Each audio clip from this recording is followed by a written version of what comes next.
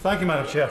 I'd like to welcome this finance bill and to address clause 62 and schedule 12, which refer, as we've been hearing, to APR and BPR. I've spoken on this subject several times and did so back in November, and that's because my constituency in North Northumberland has over 700 farm holdings, each of them growing the food that we eat and stewarding our land.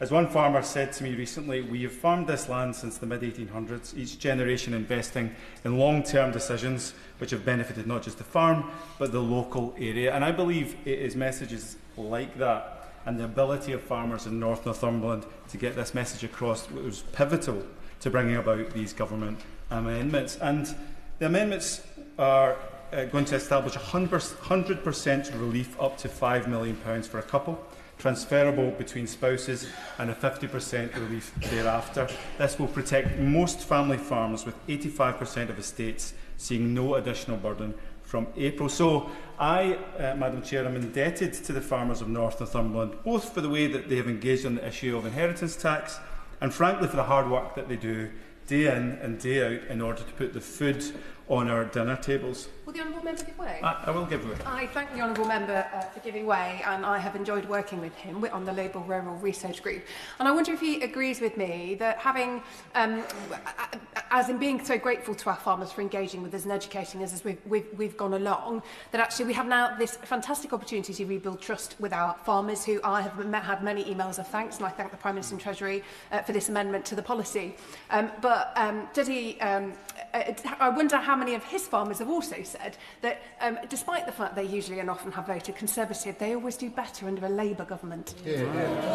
I thank my honourable friend for that intervention, and as I will go on to say, I can confirm that I have had many messages of support for this change in policy, and it's been a pleasure to work with the Labour Rural Research Group and colleagues on this matter, as my honourable friend mentioned. And so, as I thank farmers, I also want to share my thanks with the government for listening, for learning and for acting. I think it is the hallmark of a mature government and of a healthy parliamentary debate that we've got to the point that we are at.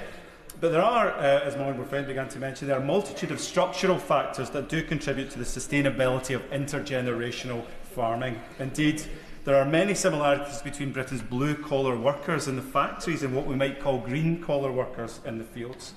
Both are squeezed by commercial interests and a globalised race to the bottom on pricing, costs and wages, which is why the laissez-faire approach to farming economics, such as the imbalanced trade deals of the party opposite, work against the sustainability of farming.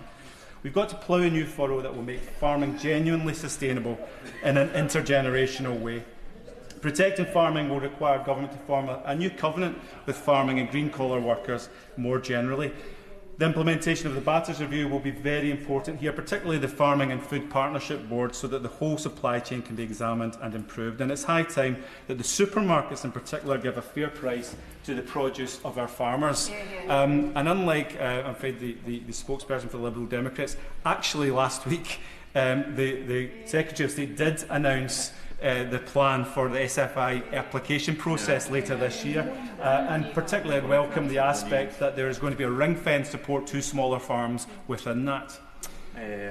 As I draw my remarks to the conclusion, Madam Chair, with respect to APR and BPR in particular, I would just mention, even after the changes, there are some larger farms that will be impacted. So for those just above the threshold, I would encourage my honourable friends to consider addressing the potential challenges of capacity and timing when it comes to accurate estate valuation and probate.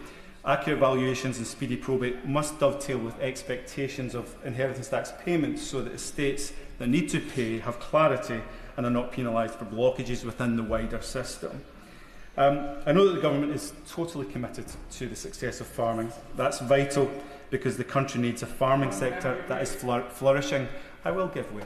I'm grateful, and as my constituency neighbour representing a similarly rural constituency, I know how strongly farmers on my side of the border feel, and I know they feel similarly in his constituency. And the word betrayal comes up time and time again amongst my farmers, because this Labour Party said they were not going to introduce this tax, and then they did. But does he now regret not following in the lead of the honourable member for Penrith and Solway, who did the right thing and rebelled against this policy, something he failed to do?